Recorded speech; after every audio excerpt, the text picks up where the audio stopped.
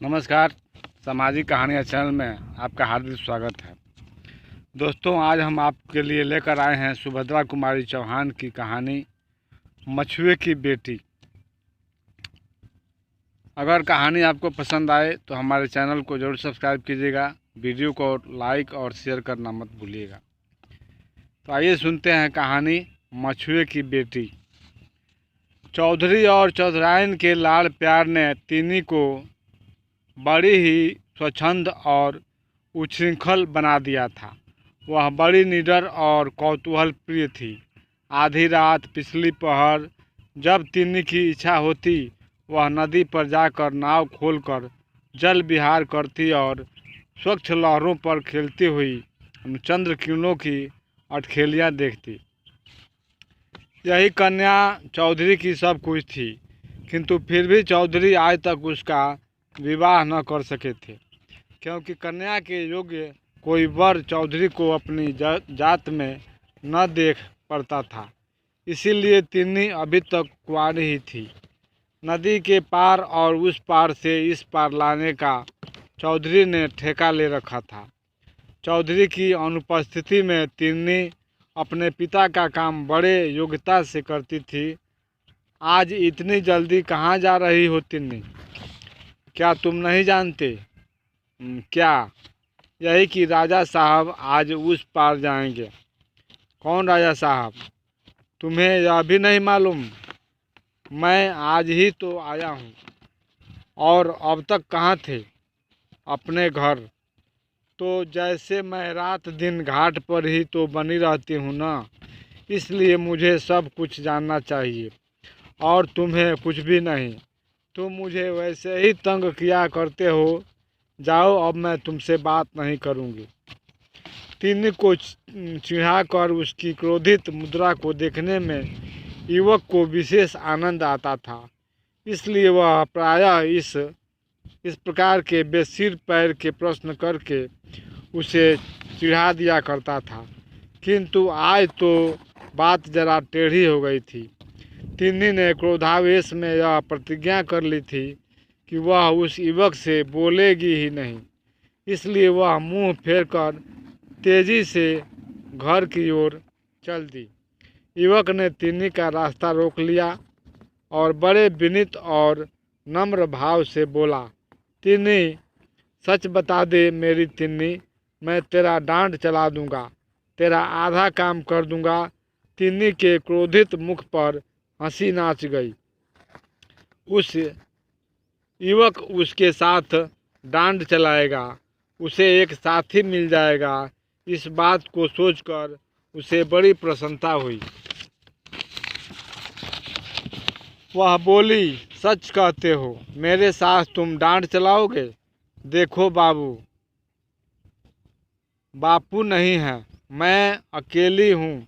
यदि तुम सचमुच मेरे साथ डांड चलाने को कहो तो फिर बताती हूँ।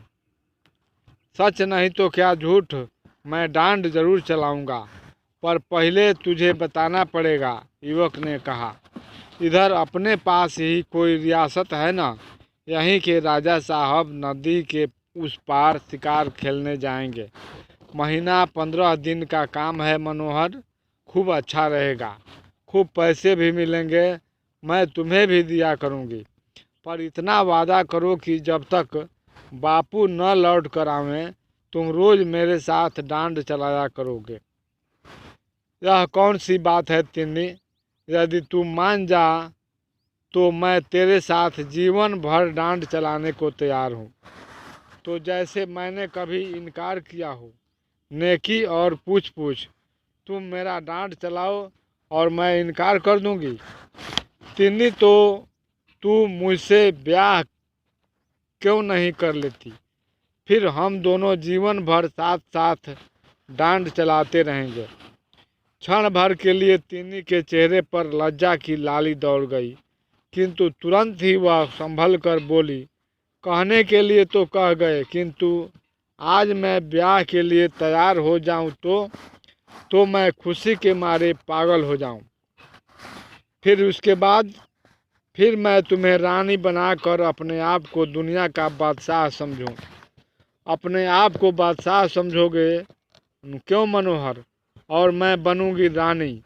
पर मैं रानी बनने के बाद डांड तो ना चलाऊंगी, अभी से कह देती हूँ। तब मैं क्यों डांड चलाने लगा। मैं बनूंगा राजा और तुम बनोगी मेरी रानी, फिर डांड चलाएंगे हमारे तुम्हारे नौकर। अच्छा यह बात है, कहकर तीनी खिलखिला कर हंस पड़ी और दोनों हंसते हुए घाट की तरफ चले गए। एक बड़ी नाव पर राजा साहब और उनके पुत्र कृष्णदेव अपने कई मुसाहिबों के साथ उस पार जाने के लिए बैठे। तीनी कई मछुओं और मनोहर के साथ डांड चलाने लगी। तीनी नाव भी खेती जाती थी और साथ ही मनोहर से हंस हंस कर बात भी करती जाती थी। वायु के झोंकों के साथ उड़ते हुए उसके काले घुंघराले बाल उसकी सुंदर मुखाकृति को और भी मनोहर मोहक बना रहे थे।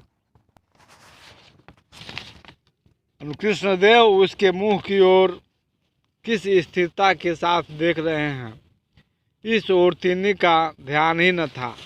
किंतु राजा साहब से पुत्र की मानसिक अवस्था छिपी न रही। युवा काल में उनके जीवन में कई ऐसे मौके आ चुके थे। अब कृष्णदेव प्रायः प्रतिदिन ही जल विहार के लिए नौका पर आते और डांड चलाने का काम बहुधा तीनी ही किया करती।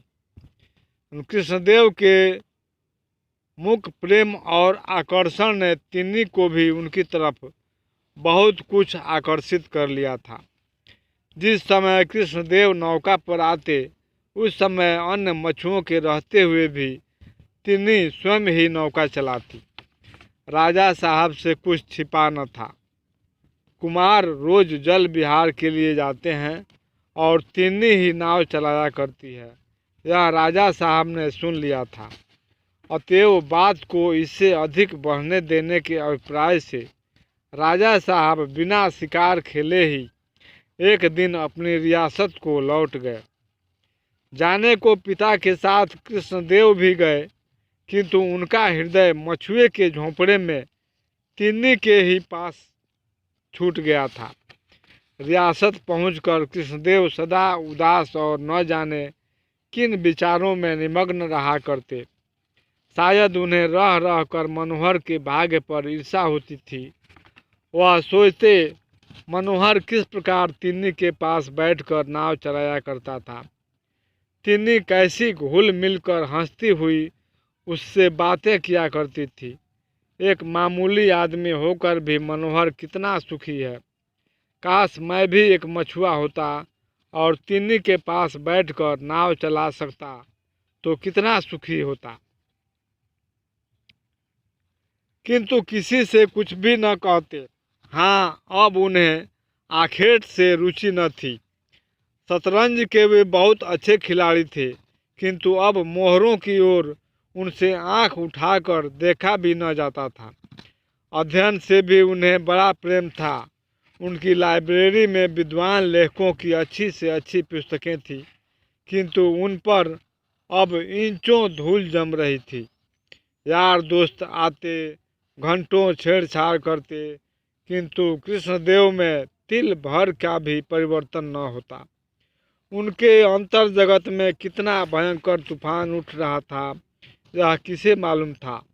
कृष्णदेव अपनी वेदना चुपचाप पी रहे थे, किंतु उनकी आंतरिक पीड़ा को उनकी शारीरिक अवस्था बतला रही थी। उनका स्वास्थ्य दिनों दिन गिरता जा रहा था। पिता से पुत्र की बीमारी छिपी न थी। वे सब जानते थे, किंतु वे चाहते यह थे कि बात किसी प्रकार दबी की दबी ही रह जाए, उन्हें बीच में न पड़ना पड़े। कृष्णदेव उनका इकलौता पुत्र था। पुत्र की चिंता उन्हें रात दिन बनी रहती थी। तीनी के अनिंदनीय रूप और चातुर्य ने राजा साहब को आकर्षित न किया हो, सो बात न थी। किंतु थी तो वह आखिर मछुए की ही बेटी। राजा साहब उससे कृष्णदेव का विवाह करते भी तो कैसे। एक दिन राजा साहब कृष्णदेव के कमरे में गए। उस समय वह सोए हुए थे। आँखों के पास रोते रोते गड्ढे से पड़ गए थे। चेहरा पीला पीला और शरीर सूख कर कांटा सा हो रहा था।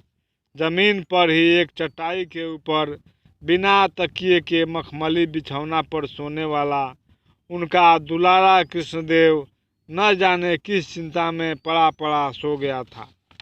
राजा साहब की आंखों में आंसू आ गए। वे कुछ न बोलकर चुपचाप कृष्णदेव के कमरे से बाहर निकल आए। दूसरे ही दिन रियासत से तिन्नी समेत चौधरी का बुलावा हुआ। उन्हें शीघ्र से शीघ्र उपस्थित होने की आज्ञा थी और साथ ही उन्हें लेने के लिए सवारी भी आई थी। इस घटना ने मोहल्ले भर में हलचल मचा दी। चौधरी बहुत घबराए। सोचा अवश्य ही मेरी अनुपस्थिति में इस उदंड लड़की ने कोई अनुचित व्यवहार कर दिया होगा। राजा साहब जरूर नाराज हैं, नहीं तो तिन्नी समेत लाए जाने के कारण ही क्या हो सकता है। मोहल्ले वाले सभी चौधरी को समयोचित सीख देते आए। अपनी अपनी समझ के अनुसार किसी ने कुछ कहा, किसी ने कुछ। तिन्नी का हृदय कुछ और ही बोल रहा था। तिन्नी पिता के पास मोटर पर बैठने ही वाली थी। मनोहर ने आकर धीरे से तिन्नी से कहा, तिन्नी, कहीं राजकुमार ने तुम्हें अपनी रानी बनाने के लिए बुलाया हो तो? कुछ तुम मुझे अपनी रानी बनाते थे, कुछ राजकुमार बनाएंगे। तिन्नी, तुम सदा ही मेरे हृदय की रानी रही हो और रहोगी। आज ऐसी बातें क्यों करती हो? तो कैसे बिना विवाह हुए ही मैं तुम्हारी या तुम्हारे हृदय की रानी कैसे बन सकती हूँ? तिन्नी ने रुखाई से पूछा। तिन्नी, रानी बनने के लिए विवाह ही थोड़े जरूरी है। जिसे हम प्यार करें वही हमारी रानी। तिन्नी का चेहरा तमतमा गया। बोली, धत, मैं ऐसी रानी नहीं बनना चाहती। ऐसी रानी से तो मछुए की बेटी ही भली। और मनोहर के उत्तर की प्रतीक्षा न करके पिता के पास जाकर मोटर पर बैठ गई। मोटर स्टार्ट हो गई। जब यह लोग रियासत में राजा साहब के महल के सामने पहुँचे तब कुछ अंधेरा हो चला था। इनके पहुँचने की सूचना राजा साहब को दी गई। चौधरी पुत्री समेत महल के सूने कमरे में बुलाए गए। कमरे में राजा साहब और कृष्णदेव को छोड़कर कोई न था।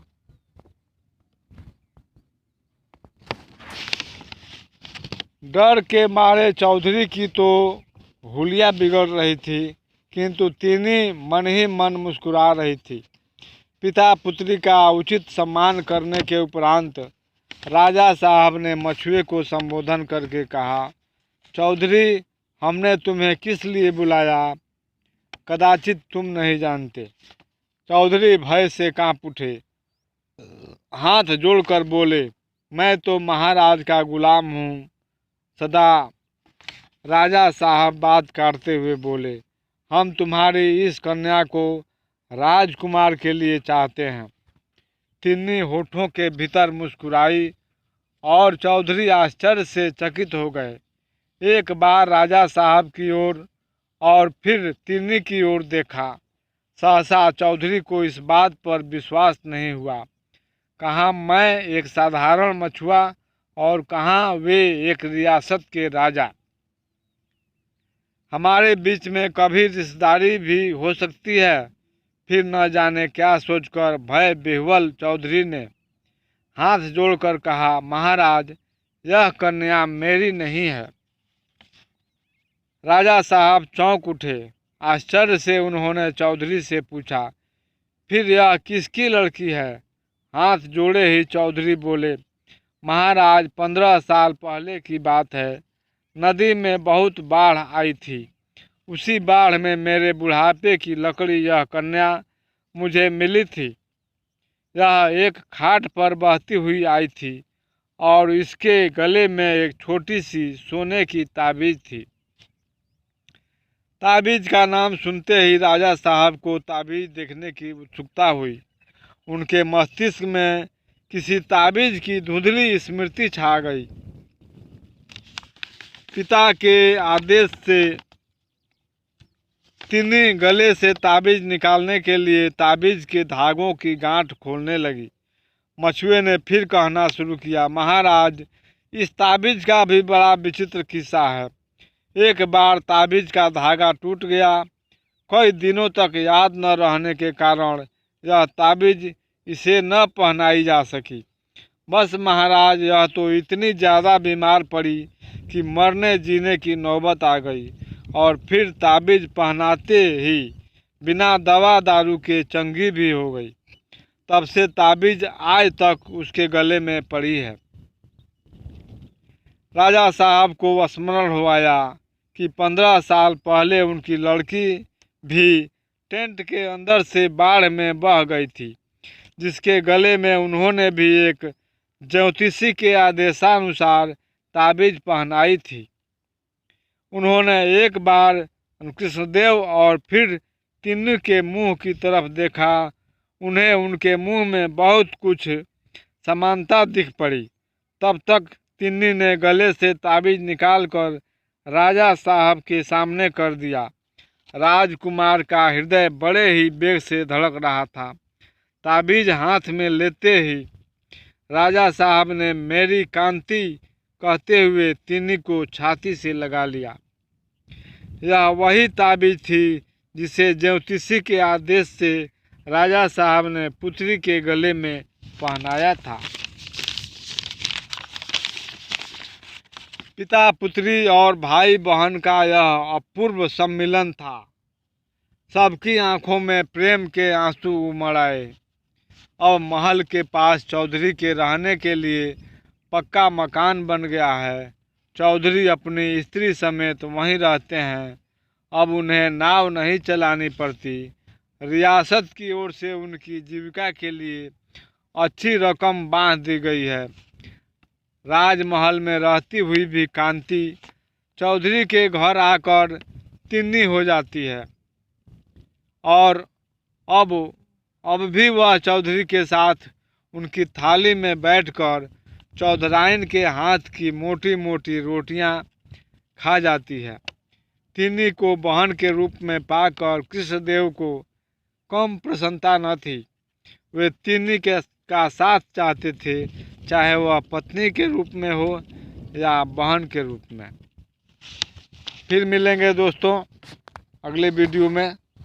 हमारे चैनल को ज़रूर सब्सक्राइब कीजिएगा। वीडियो को लाइक और शेयर करना मत भूलिएगा। धन्यवाद।